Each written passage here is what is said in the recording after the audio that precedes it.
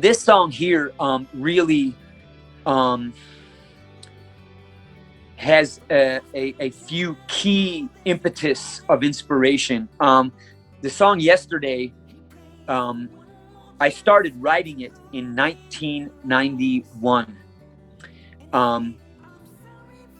And my mom was battling cancer in her treatments.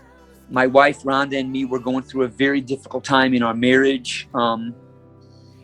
Really heavy transitions. We had very young kids. I think, so 91, Stephen was 4. Asheray was 1.5, and Michael was just born. Michael was born, our youngest son, July 90. So he was not even 1, probably about 1 year old. So it was a really hard time for us as a family, as a couple. My mom and dad were seeing my mom battle cancer, which ultimately would be the doorway. She'd get to go be with Christ. But even at that point, I was a pastor at that point in Calvary Chapels in 91, and seeing my mom go through, and my mom and dad go through what they went through, seeing some of the pains that my wife went through in ministry, in business, leaving her home in California, moving to the Midwest, and us getting married and starting our family, and then counseling people, veterans that have gone through tours of duty and lost friends. My father-in-law, my wife's dad, Ray, he was a World War II veteran, and really had deep pain from his childhood, and certainly being in the war on a Navy warship.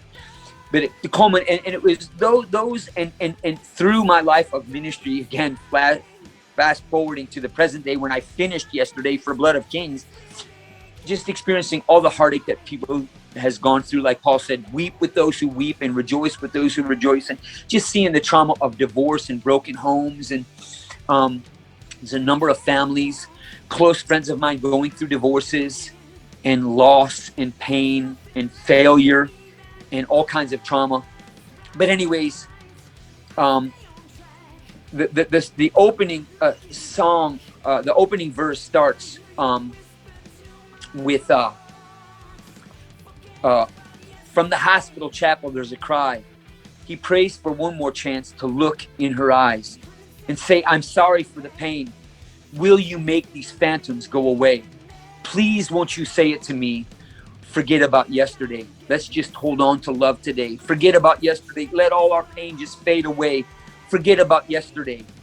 Does pain really fade away? And that verse from the hospital chapel, there's a cry, was inspired by my mom and dad. And it's kind of clear that this couple that's going through this in the opening verse in Yesterday, they're not in a good place. And you might say, well, how could your parents, so did your parents inspire that? Were they not in a good place? No, conversely, my mom and dad were married at 17 years old, had me at 19, married for 33 and a half years, and loved each other as much or more than I've ever seen two people love each other. And so that was the contrast that was sort of a bedrock for me to see couples go through the loss of losing their spouse and things were not right. Seeing people losing a loved one and their relationship was not on a good note. And that has always struck me how thankful I was that my mom and dad, my mom died in our arms, mine in my dad's arms, with my wife there and my sister and my aunt, and the gladness that I had of how good things were between them, which was then, as I went on in ministry through the years, so contrasted by those who did not have the same, who were not afforded the same thing, where a loved one went before they could say they were sorry or tell them that they loved them, or there was some kind of rift or some kind of disagreement or something between them. And I'm so thankful that my mom and dad, I'm so thankful for my dad that they had that that they dotted every I, crossed every T, checked every box. And that really caused me to really recognize the pain and the depth of ministry that had to happen for people who that I counseled that did not have that same luxury, if you will.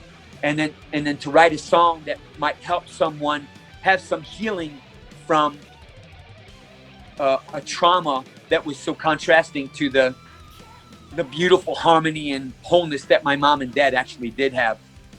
So then it switches, the song switches into kind of a real metal type of feel.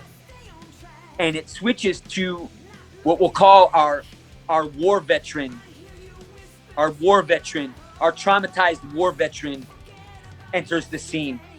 And the song gets kind of violent. It says, been waiting for it to fade. Then it goes to another place and I cry. We just went to get them free. Then the bullets went right through me and my crew. I'm torn and wrecked inside because I can't erase their cries from my head no more. And that speaks of many veterans that I know who went to a scary, faraway country and saw their friends be wounded and killed. And, we just went to get them free. Then their bullets went right through me. And my father-in-law, as I said, was a Navy veteran on a warship. He saw friends of his be burned alive in the ship that they couldn't get out of a room on the deck of the battleship that was burning. And we would sit many times. We became very, very close friends. My wife's dad, Ray, my kids called him G-Puff, Grandpa Ray. And it came to Christ late in life. One of my heroes. I mean, he came to Christ like in his 80s on Mother's Day. We say 2003, 2004 is one of my best friends. But we would sit and he would talk about what he went through. As he would kind of heal and let these stories out. But he would weep and talk about hearing them cry out in the flames and he couldn't do anything. And the pain that brought him, that he couldn't do anything. And here's a grown man weeping and letting the pain finally come out. And that just inspired me. And that was a true impetus for this lyric. But then he says, I'm torn and wrecked inside because I can't erase their cries from my head no more. And that speaks of survivor's guilt. Those that, I have a dear friend of mine, Dan Chenard, who was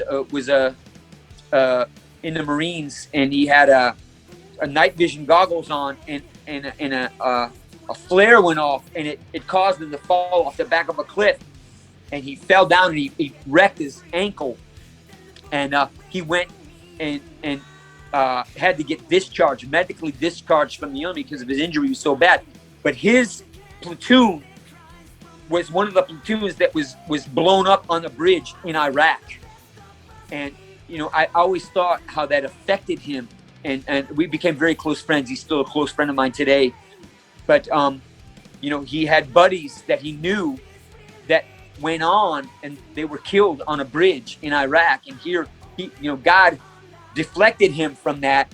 And it's really a grace and a mercy.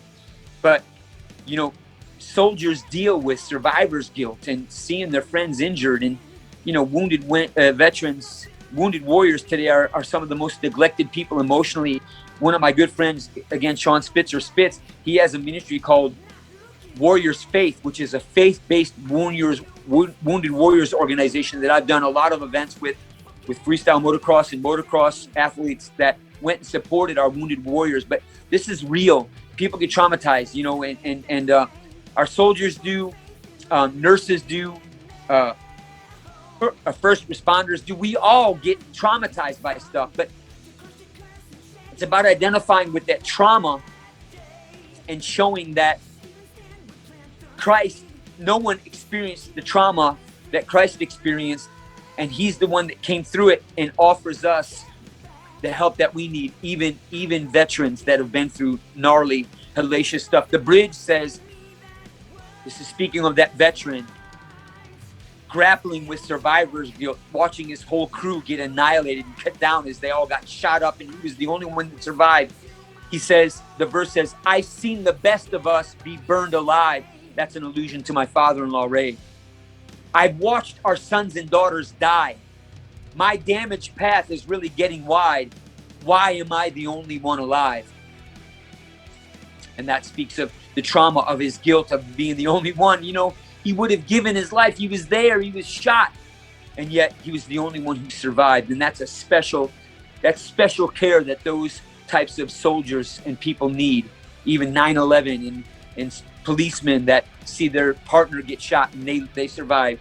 A spouse that survives and their spouse didn't survive cancer, but they did. You know, that's my dad. Anyways, then the chorus says, I can't look back, I won't look in. There's nothing left in me that works right. I stay on track, not looking back. I hear you whisper to my heart, forget about yesterday. And this is inspired by a verse in Isaiah 43, 18 and 19, which I've shared with many, many people through counseling. Isaiah says, do not call to mind the former things, nor ponder the things of the past. But behold, the Lord will do a new thing. It shall spring forth. Shall you not know it? That I will make a road in the wilderness and bring a river to the desert. We're going to miss out on the new things, the healing that God has for us in our forward path. We're going to miss out on them if we're looking back. So we can't look back. And that's pretty much how the song wraps up.